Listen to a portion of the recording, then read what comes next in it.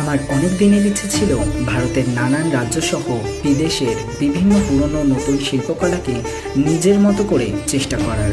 আর সেই ইচ্ছে অনুসারেই আমার শিল্পকলা সিরিজের প্রথম নিবেদন মান্ডালা। ভারতের মূলত রাজস্থান, সিকিম, কেরালা সহ চীন, তিব্বত ও নেপালের এক প্রসিদ্ধ শিল্পকলা হলো মান্ডালা।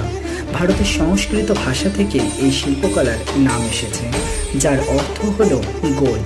মূলত বৌদ্ধ ধর্মের মানুষেরাই এই শিল্পকলাকে সাধারণের মধ্যে ছড়িয়ে দিয়েছে। এই শিল্পকলাটি শান্তির প্রতীক।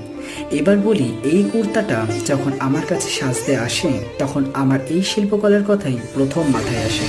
কলকা ও মান্ডালা শিল্পকলা দিয়ে সজ্জিত এই কুর্তাটিকে তোমার কেমন লাগলো?